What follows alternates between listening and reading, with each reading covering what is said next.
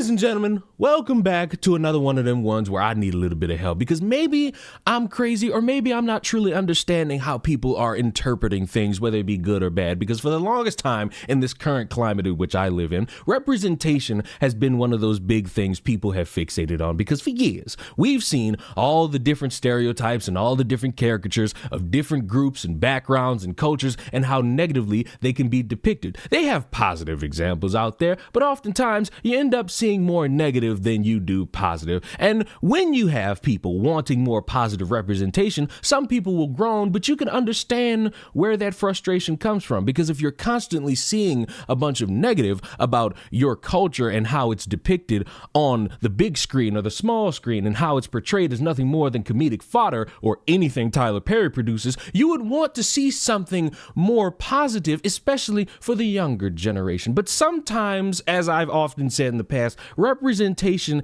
in the hands of people who are not truly sure what they're doing could come off to them as positive, but to a lot of other people, it could come off as just promoting stereotypes that are viewed as negative and trying to make them seem more positive than they're not. In walks a cartoon for the children of this generation on Disney Channel called Hey AJ. Full transparency, this is not something I would watch because I'm 26 years old and I spend my time watching Disney Plus reruns of Dave the Barbarian, Brandy and Mr. Whiskers. It's essentially spending my time watching what I watched as a kid. But apparently people are up in arms because of the representation of a negative stereotype or the caricature and how it's misrepresenting black people because there's a character in the show, I shit you not, this is a real character's name, called Captain Durag. Personally, I think the issue with Captain Durag is the fact that it feels like a lazy representation of what you think a black person would like.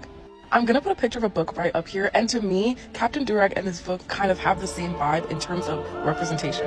We've been fighting for years to get representation in shows for the black community, and the best we could come up with was Captain Durag. It gives lazy, it gives basic, and honestly, it's just cringe. It's cringe. Like, I feel like that's the basis of it as well. It's like, it's cringe. She came to slay, Captain Durag. It's literally like, it gives, black people, what would they want? Y'all, so this Disney Channel ad just popped up on my For You page, right? And at first it looks all cute. I'm like, oh, okay, Disney Junior is like a new black kids show. So the mom walks into her son's room. Like I said, they're a black family. And she says, hey, blah, blah, blah. You need to clean up your room if you want to watch Captain Durag. Captain Durag. Disney, I'm gonna need you to be so fucking for real right now. Don't do this, like, in the middle of February, too? Are we serious? What the fuck gave Disney Channel the bright idea to name one of their superheroes Captain Durag? For some context, Disney aired a new episode of Hey AJ. And in this episode of Hey AJ, there are kids watching TV, and their mom comes up to them and says, hey kids, stop watching Captain Durag. Turn off Captain Durag. You would probably think that this is just some sort of silly, stupid superhero name, up until you see Captain Durag, and you realize that it's just one giant fucking stereotype. For the love of God, they have a black superhero, and what do they decide to name him? Not Super Dude or some cool superhero name, fucking Captain Durag. And this dude, Captain Durag, doesn't even have a fucking superhero cape. His durag is his cape. And this is Disney's latest episode of Hey AJ. It was released this month. And for those of you who aren't aware of what this month is, it's Black History Month. There's just so many things that Disney did wrong with this new episode of Hey AJ. They just had to see that there was something wrong with Captain Durag. The stereotype, the fucking month they released the episode, and then they name him Captain Durag. How do they not see any of that shit? They just completely ignore that. It's like they almost want to dive headfirst straight into controversy by introducing a controversial superhero named fucking Captain Durag. What are you doing, Disney? And since all this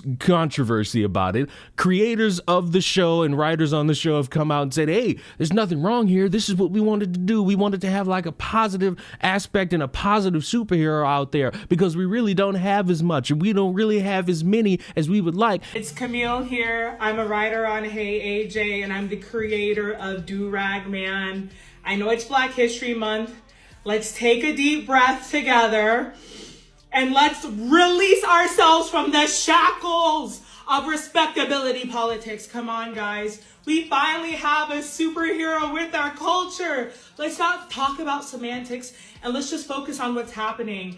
If you've seen the show, you know the bunnies in every episode.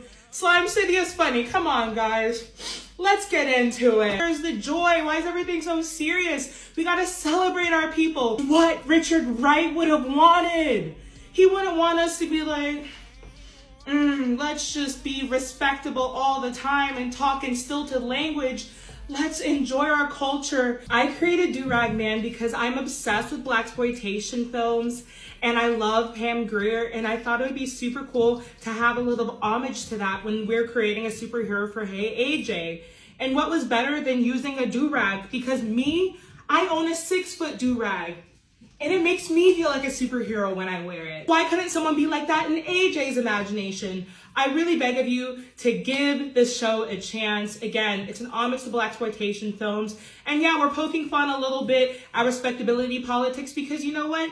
AJ and her family, they're already excellent. Her dad's a football player. Her mom's a chef. What more do they have to prove? Why can't they have a little Durag Man superhero? Come on, Wakanda forever! Check out Hey AJ and watch it for yourself. It's great for the culture. And there's Jamaican American representation on the Disney Channel, which I never had as a child. And I was so lucky to contribute to. I felt so lucky to be a part of that show. My dad was in the NFL. And so it was really a show that I was really able to tap into my inner child. And growing up, I would have loved a Durag Man. So check it out. Let your kids watch it. Come on, guys. And while I understand that, I also understand the people who are very animated about it, because the people animated about it seemingly want something that isn't a cosplay or a caricature that promotes a lot of negative, because a durag is just meant to be for hair care, and you got a superhero running around in Slime City picking up trash, essentially making some of these people view it as you think black people can't do anything besides pick up trash. And it's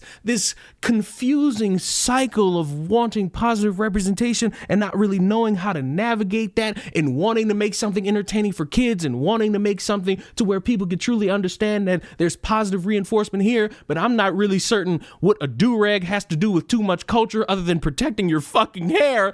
And you end up with a lot of people mad at the wind surrounding their anger around cartoons. So Disney, let me get this straight. In the middle of Black History Month, y'all dropped the most stereotypical black superhero of all time in a black children's show. And his name is Captain Durag. His cape and mask are also his durag. He has a sidekick that's an actual fucking snow bunny. He lives in Slime City, which I'm gonna call Slime Me Out City because why the fuck not? And the cherry on fucking top, the nigga don't even have superpowers. What? Nor does this nigga actually fight crime. All he is a garbage man that runs around in purple fucking tidy whities. Like, the least y'all could have did was to made it to where for every color durag he had, it would have gave him a different set of powers. But no, I guess that couldn't have made no sense. Even though his name is Durag and he has nothing to do with durags. We got Captain Durag with his sidekick Snow Bunny cleaning up trash in Slime City, and the mama's first appearance is a whole lot of ass on the screen. First off, you just completely sexualize and fetishize black women because you basically said the first thing that we need to see on a black woman is her ass. Also, this is a show that's being shown to kids, so why the heck is the first thing we need to be seeing is a black woman's ass? Second, we got the sidekick, Snow Bunny. Really?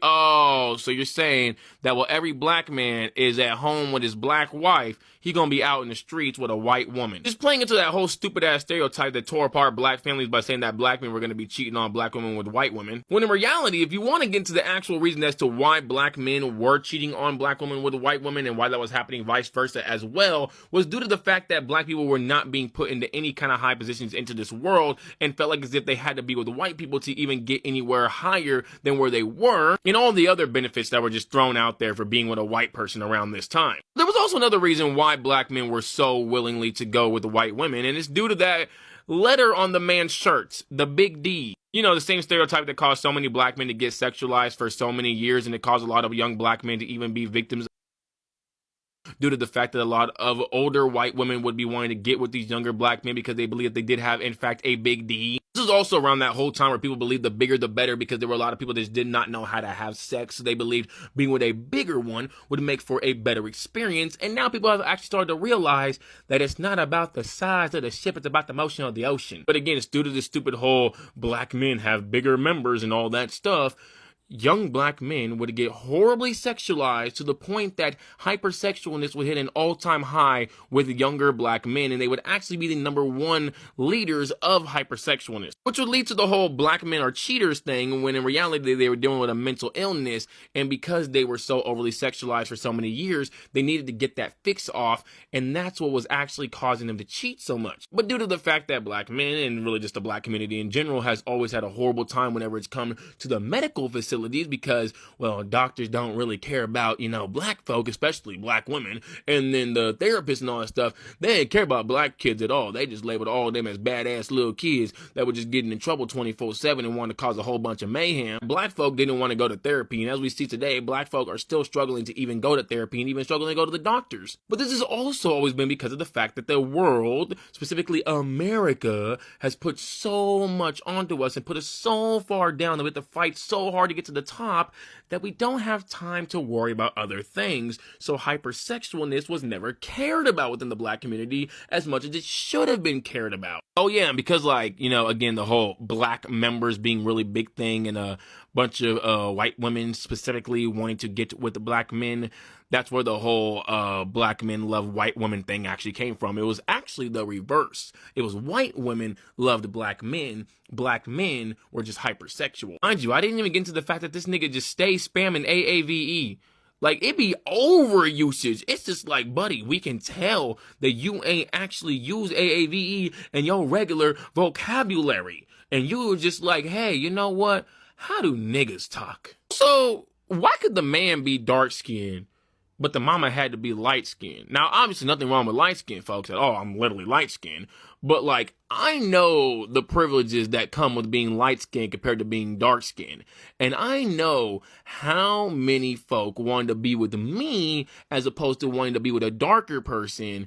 And I know the reasons as to why. I know the opportunities that I've been given compared to dark-skinned counterparts. So why couldn't she be darker? Because I know when it comes to the media, they've had a really hard time with ever giving dark women any kind of roles. So why couldn't you make this woman a bit darker? Because this also kind of just perpetuates that stereotype that black men won't go for darker skinned women, and that, darker skinned women can't be in the big roles and all that stuff because it's got to be the lighter, brighter folk and all that. But hey, maybe I'm just too woke. I don't know. Maybe I am.